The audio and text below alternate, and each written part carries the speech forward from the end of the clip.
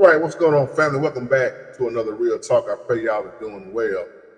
We all top give the Most High all the honor, the glory, and all praise and worship. This is kind of like a part two to piggyback off of the live chat. And once again, powerful live chat. Thank you, brothers that came on and family in the comment section. Scorched the Earth, my brothers, Pastor Corey, my brother D Wade, and myself, everybody in the chat. Powerful discussion on the cost of fame. And this is kind of email I'm addressing to the other day about how when you come up out of the hood, how you blow so much money. As a matter of fact, video like this. Let me use Shaquille O'Neal for an example. Shaq. For those who would follow Shaq, Shaq told everybody how he blew $1 million one day. Oh yeah. Not a week, not 5 weeks. But can you imagine blowing $1 million in one day? Shaq said how he paid his mama house off. He started buying the luxury cars, the jewelry. Next thing you know, he just kept buying stuff, and then he get a call from his the bank manager saying, "You overdrawn." And when you think about the taxes alone on $1 million, see, when you come up out of the hood, you're not being taught how to really manage money when you ain't had money.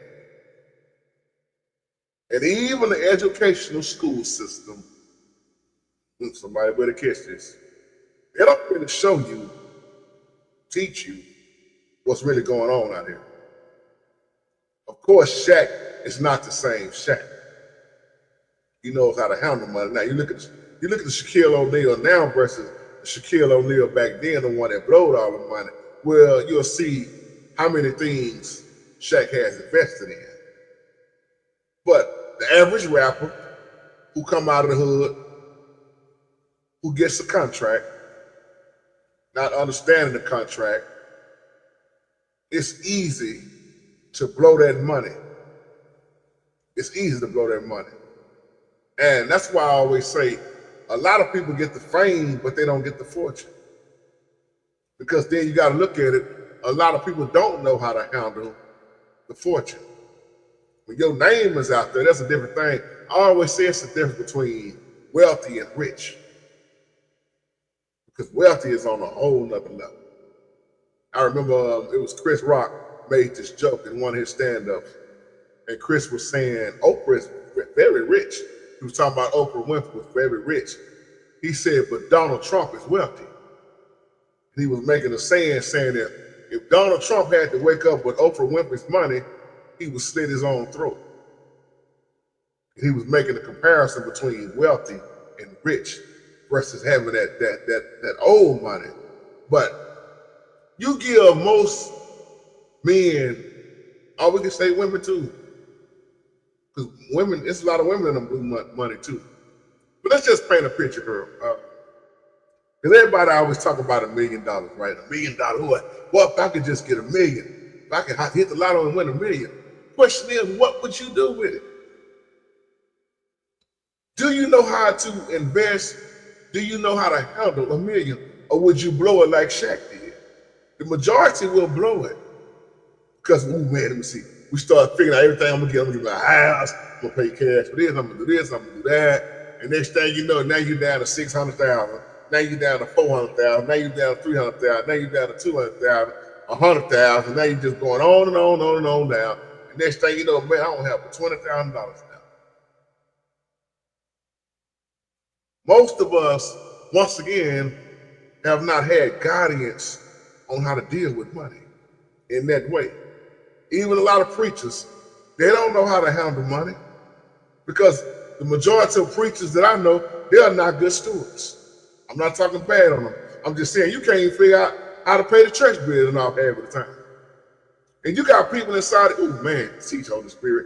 You got people inside of the church that know how to be a better steward than a lot of the pastors who have painted their house, who know how to get loans and know how to do certain things versus the church struggling on trying to.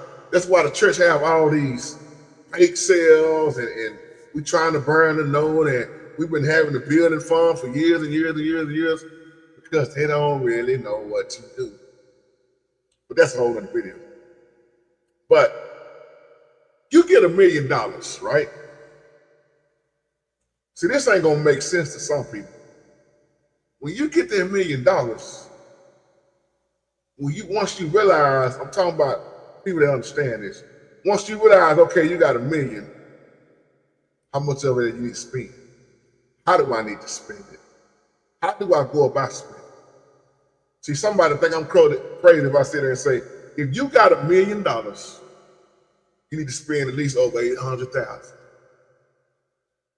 At least 900,000. Whoa, JT. No, don't, man. You talking stupid now. Why am I saying this? Let me give you one thing to think about. Taxes. Tax bracket. Why do you think Donald Trump knows how to beat the system so much? Why this man filed for this and filed for that, or bankruptcy?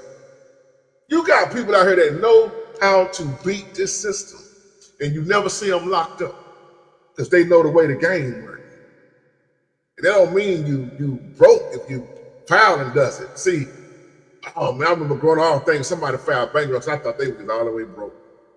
It was really covering themselves when you study and understand how it works. But just say you got $1 million, and then you go, so you sitting there saying, I need to spend at least 800,000. Notice what I'm saying. What are you going to spend it on? You need to get rid of over 800,000. I'm going to just say 900,000, 920. You need to be way up there so you won't have to be in that high tax bracket. See, them taxes is something else. What tax bracket are you trying to be in? See, this is stuff they don't teach us. And some people had to learn it the hard way. They got money now, and now they know how to move with it. You know, don't even get me started talking about offshore accounts. But if you don't get that tax bracket down to at least 12%, now you see how the wealthy move like they move now. Or why you think they love to write stuff off? Or why you think they love charity? Or why they understand charity more than half of the churches you know. They understand the principle. They understand the giving back, and they can be as wicked as they can. But this million, you'll be in the top tax bracket if you ain't careful. And this is what they don't teach us. How you look on paper. If you notice anything about the way this world operates, some of y'all know what I'm talking about. It's on paper. How do I look on paper? Go try to buy a house. They're going to go through all your business. They want to open up your bank account. Or y'all know how it is. Even if you rent, can you make it look like on paper you can make 3 times the rent? Everything is about being on the paper. So if you got $1 million, or on paper, if you want to stay down in that lower tax bracket, you got to make it look like you make it at least just at $60,000 or $70,000 a year. You start going up over that, hey, that's how they looking at you. That's where the trouble comes into play. See, some folks know how to, I'm right at 65,000 a year. See what I'm saying? And I look at, in the NBA alone, that's why I put NBA up there. Man, by the time most of them retire, they broke because they don't blow the money. I can't even give you a number on how many NBA players. It ain't just the NBA, football players too, actors. I mean, it's in everything broke. Most of these people died broke. Even some of my older generation, they died broke because they weren't simply showed how to handle. So if I sit there and tell you Shaq blowed $1 million in one day, go look at this video. Or better yet, look at Mike Tyson, Iron Mike. Look at the money that Mike made, and look at how much money Mike Tyson blew.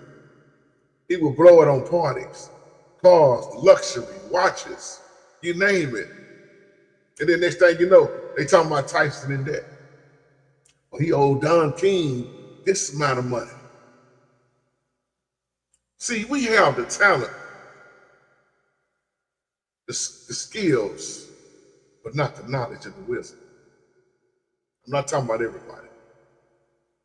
But once you learn the business and you got the knowledge and the wisdom, they don't want to see you with that kind of control. Kind of like what we was talking about in the live chat, cost of fame.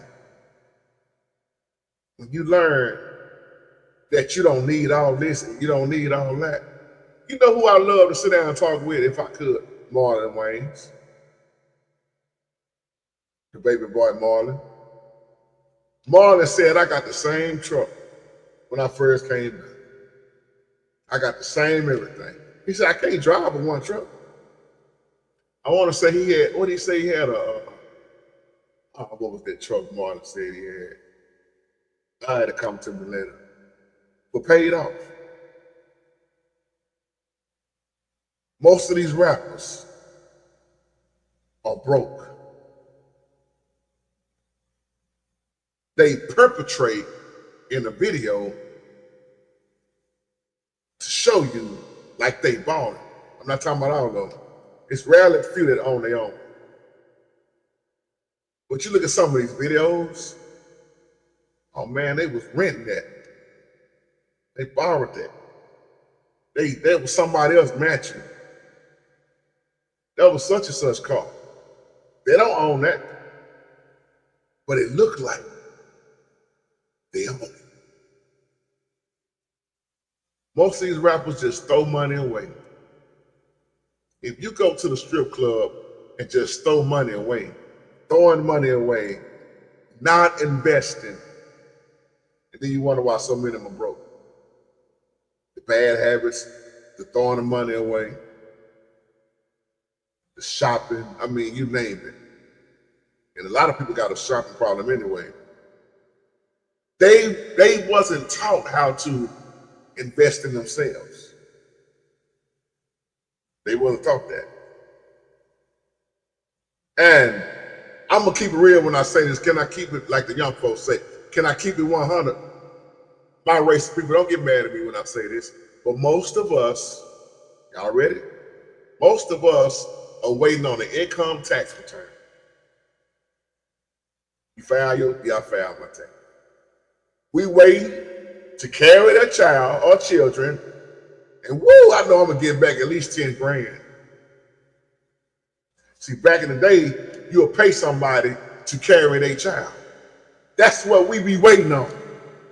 You ain't gotta say amen. You don't have to. I say it for you. Amen. Ooh, I can't wait till the end of the year.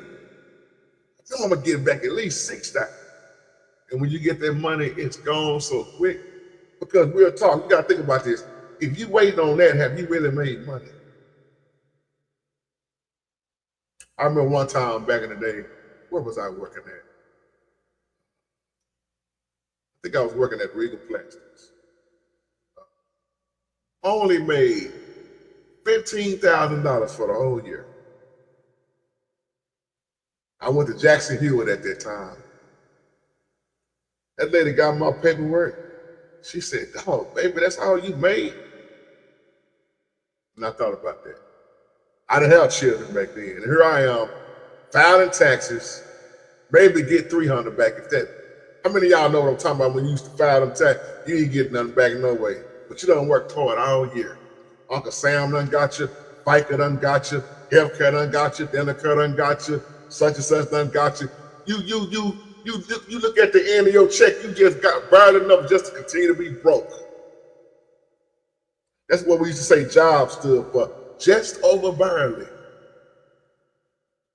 Or like that movie Chris Rock did called Head of State. How many of y'all work in a hospital that you can't even afford to get sick in? This stuff is real. We're not taught how to invest. See, when you invest, and you understand the way the business work, you understand why they write off things as business expense. If you see wealthy people, they do a lot of writing. You wonder why they give some. All I got to do is write that off. Oh, I can write this off as a business expense. That's why I said what I said about most church buildings. Don't get mad at what I'm saying, church folks. That's why when I say the average pastor don't know how to move the building the right way. They sit up and beg the congregation, and they don't understand that you got to operate through the community. If you're not showing on paper, there it is again. What did I just say? On paper. You know what most churches I know, when they try to get a loan, what they show on paper? That they got more money, what? Going out than coming in.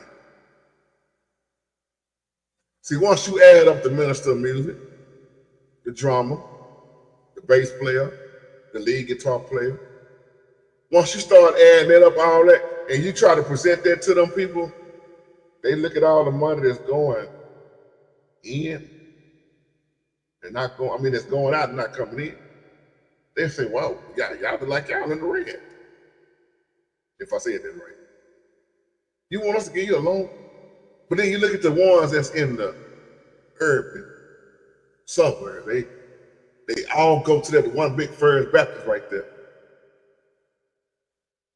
They helping the community. They know how to get money from Walmart. They know how to get loans. They know how to get stuff done. But there you go in the neighborhood, 6 or 7 churches on one street, like we talked about the other day. Keep it real. How many churches have blown so much money and still got a building from it? So it ain't just in the world. If you give half of these pastors $1 million, most of them wouldn't know what to do with it. They'll blow it. And if you've been taking up money for 30, 40 years and the church still is not paid off, you got to really question what's going on. What have you been doing? Because most of them are poor stewards. Just like that young boy you see coming out the hood. See, most of these, like these record labels, they see, I call it being green. Oh, he green as a leaf. When I say that back then, it means they can clock you a mile away and knowing they can rip you off because you don't know them. So I'm gonna give you a contract, brother, and I'm gonna give you a $100,000 signing bonus. If y'all heard what I just said in that live chat, when I used the movie Catback Records, when Muddy Waters met up with Wolf, and he got up out his Cadillac that wasn't paid up, and old Wolf pulled up in that old truck. My old truck. I own my truck. And my truck don't own me. He was making a real point right there. And then the white boy said, let me give you a $100 advance on you. Wolf said, just pay me what you owe me. Because he wasn't trying to borrow against the label. I'm saying to say, look at how many young rappers that got into the business, in the industry, and took their signing bonus, and oh, what happened in the long run? Once you start going on tour, how much the hotel fees and the video shoots and the clothes and all that 9 yards, all that add up, there you go being a broke rapper. You may got enough at the end of the day, go buy yourself a little sandwich. So it's all about knowing what to do.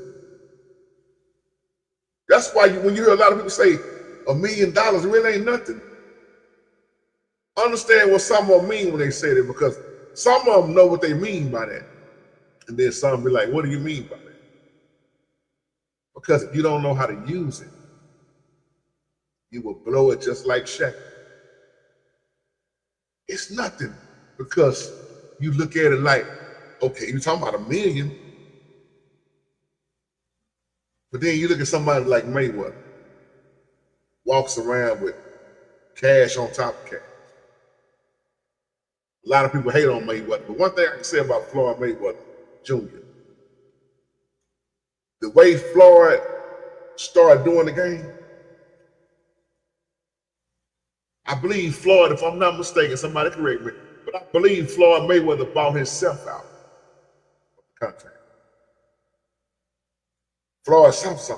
So you can call Floyd slow and stupid all you want, but I'm reminded when he said, I bought myself out of the contract. That's why Floyd can pay you to fight him. We know he's not fighting no more right now. But to set up your own fight, I pay you $20 million to fight me. Floyd say, cut out the middleman. See, when you learn how to cut out the middleman, the world system don't like it. A lot of people have learned how to cut out middleman. Think about it. So that's my time, fam. I just want to come back and just look at my title again. Blowing $1 million while so many NBA players are broke. Yeah, I know why. And if you think the NBA players are rich, think about the ones that sign a check. Think about the ones who know the game. To me, just being real, it's still a form of slavery. They still got to answer the master. It's just a different form of slavery. Shoot the ball, shoot the ball, shoot the ball. Because you ain't got no freedom. You start going against them and speaking the way you want to speak. Hey, snatch his endorsements. Who he got? Nike. Who he endorsed by? Snatch all the endorsements. And the majority, 9 out of 10, do not want their endorsements taken away. So what do? Continue to work for master.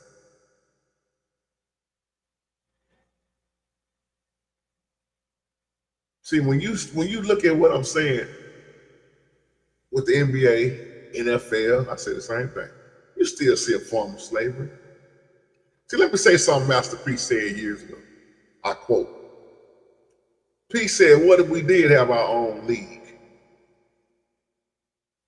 What if we had our own basketball team? What if we had our own football team? Would they still even be able to survive? I remember when P turned down that million. I forgot the guy's name. When P said, wait a minute, if this man offered me this, how much more am I worth? When you look at yourself and will invest in yourself and ask yourself, how much am I worth? You'll turn down that money. Just like that movie, Alimony. The brother that had the battery. The battery wasn't doing good at first. It wouldn't sell. He just kept sticking to that dream with that battery. And then that man offered him all that, what was it, $800,000 for that battery. And he turned it down. And the folk, he go back home to Taraji and they think he crazy. Boy, you turned down $800 million. I mean, $800,000. But then when you keep watching the movie, the battery hit, it sold, and look at how much money it was worth. That man had a yacht at the end of the movie. So you just gotta know what to do. I mean, even when you talk about Michael Jordan back in the day, man, yeah, Jordan got a lot of money, but look at how much money even Jordan blew. Look at the gambling debt. I mean, everything that Mike was going through. No disrespect toward nobody. You look at the interviews, I mean, from athlete to athlete, the movie star, you look at so much money that was just blown. I'm gonna give you another one. MC Hammer blowed a lot of money. Like I was talking about Tyson earlier. Tyson had what was that car Tyson had? And he got tired of driving it because he got tired of shifting gears. He pulled up in a dealership and just spent probably over $400,000 on another car. The lifestyle, the mansions, the tigers, the jewelry, I mean, the fortune, the fame. Now you look at the new Tyson as I close. Tyson said he is the happiest he ever been in his whole life without all of that. And they asked him, Aaron, Mike, how can you say something like that? You was on top of the world, man. You was in your 20s. I mean, Mikey was knocking people out. You got the money, the women, the clothes, now the new Mike. He said it's the best time in his life. He feel free and happy because he said he didn't owe nobody nothing. He didn't owe nobody nothing. He had that headache off of him. That's why the Most High knows who can handle money and who can't. 9 times 10, you think about it, most people are not fit to handle money, especially if you got bad habits. So you got to ask yourself this question. And I can't wait to see the comments because I want to ask each and every last one of you, just leave it to me in the comment section. If you had $1 million right now, what would you do with it? How would you spend it? And what would you invest in? Would you be like Shaq, the old Shaq, and blow it in one day? Be honest. Would you blow it in one day? That's my time, family. I love y'all.